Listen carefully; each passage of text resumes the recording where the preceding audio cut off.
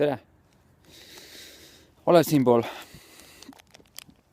öisest Tallinnast, Pelgulinnast. Kell saab 2 öösel.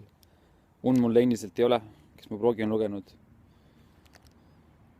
Homme saab neljapäev ja on möödunud 1 öö, kus ma ei maganud mitte midagi ega päeval. 1 öö magasin 2 tundi. 1 öö magasin 14 tundi. Eile öösel magasin 5 tundi. Loodan selle paika saada, nii kui saa, siis loen artikleid ja raamatuid ja käin rannas joogat tegemas öösiti, mis mulle iseenesest väga meeldib. Öö on imeline aeg, nautimaks vaikust, kui just politsei ei sõida ringi ja patrulli. Olen siin politsei majorist, kes teab. Stroomi rand on siit edasi. Tekkis mõte täna eile hakata siis videoblogi pidama. Mul lihtsam ja teil ka lihtsam võib-olla. Ja Eesti õigekeele instituudil ka lihtsam, sain suulise hoiatuse et mu grammatika ja kirjatehnika ei vasta mingisugustele standarditele. Kui see teile okei on, siis vaikige. Kui keegi tõesti tunneb, et ta tahab lugeda, siis viskan vahel mõne sõnaga sisse. Minu elus toimub nii palju, et ma ei jõua seda enam kirja panna. Mul on aega kogeda, iseendaga suhelda, oma inglitega ja nii edasi. Elu läheb aina müstilisemaks, samas aina reaalsemaks.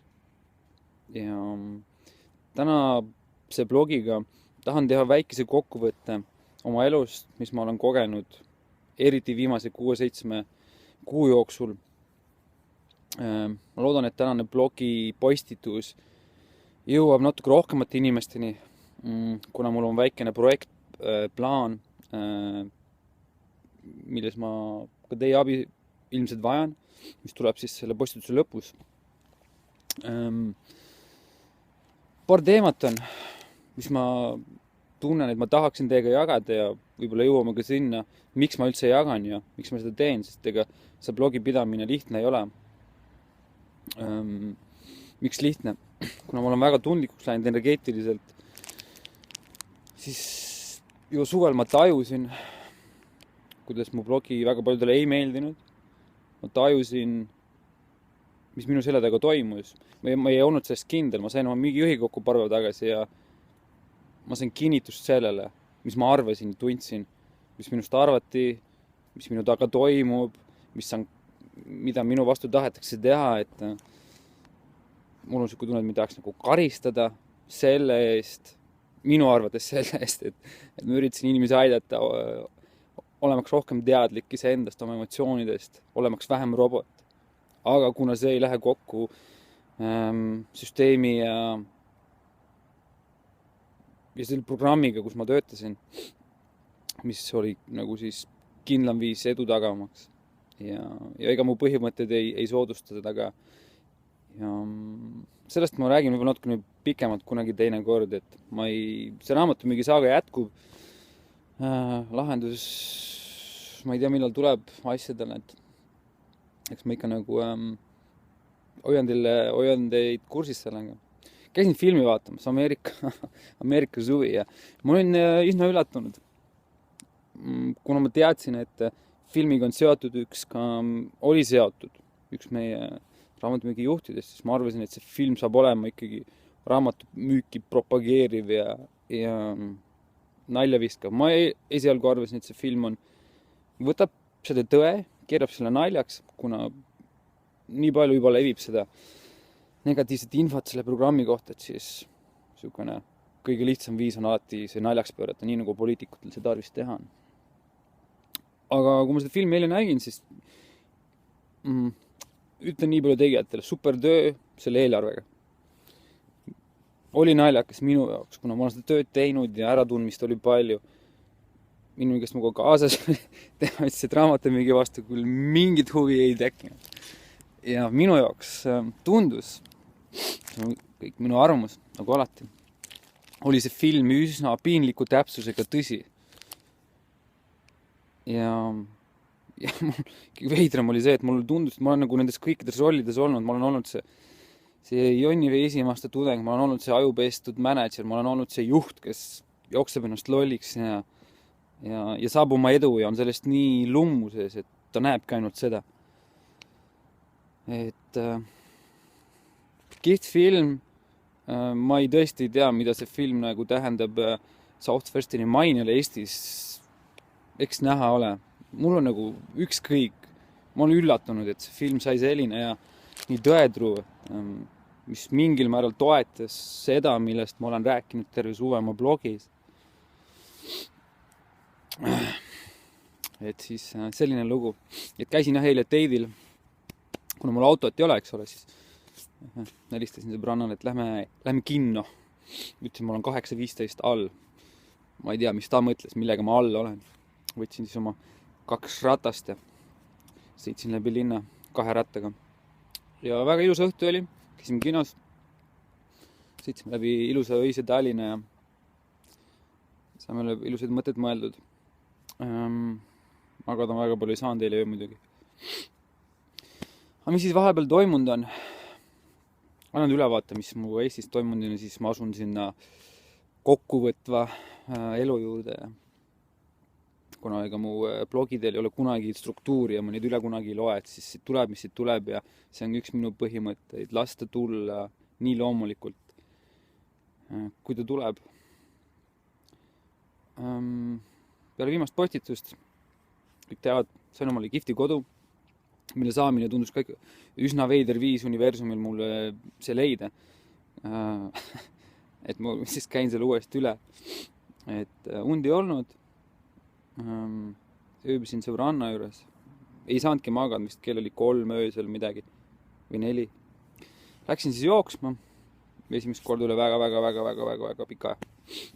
Jooksin siis Pirita randa ja tegin joogat. Tundsin energiat tugevamini kui kunagi alles varem.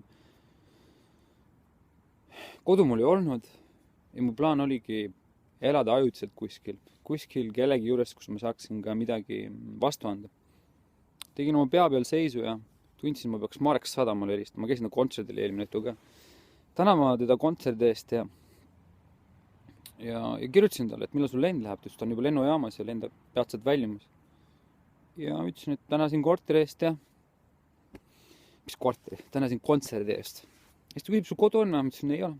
Ütlesin, et aga tal on korteri tühikuks ajaks, et oleks vaja, et keegi kassi eest hoolitseks. Tal on selline nõudlik kass, kedesse vajab kammimist ja tähelepanu ja hoolt.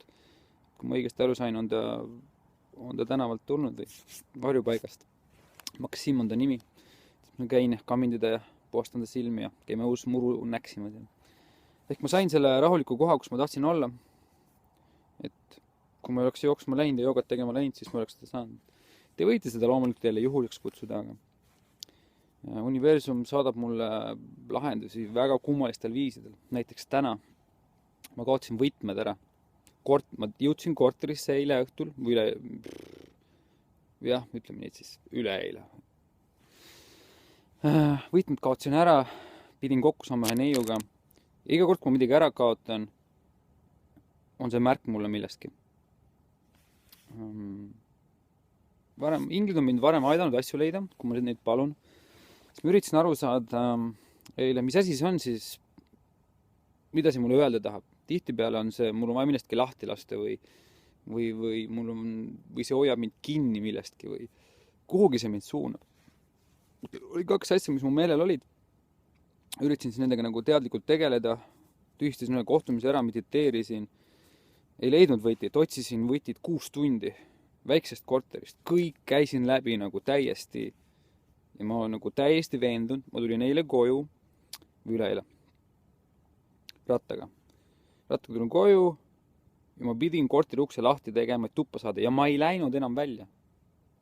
Ehk siis ei olnud nagu mingit võimalust, et võti võiks kuskil mujal olla väljas, ukse eest väljas võtid ei rippunud. Lugesin internetis, ma küsisin, kuidas inglid kasutavad asjade leidmisel. Ja leidsin, siis on eraldi inglid, kes aitavad inimestel asju leida, elu põhjust leida ja asju leida ja mida iganes vaja neil leida on.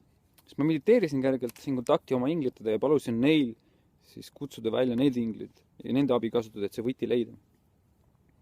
Tõusin püsti, kõndisin korterist välja, läksin alla trepikotta ja võtmed olid trepikoha postkastide peal. Siis mul oli aitäh loomulikult. See võib olla juhus. Aga minu jaoks on neid märke nagu, neid juhtub mul kogu aeg tegelikult.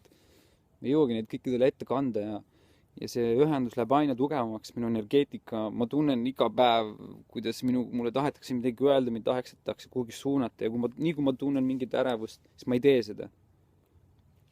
Nagu selle inimese, kellega ma kohtuma pidin, ma tundsin, ma ei pea temaga kohtuma ja ma jätsin selle kohtumise ära. Kui sa seda kuulad täna, siis asi oli sinus. Ilmselt ei olnud sul ega minul vaja täna kohtuda.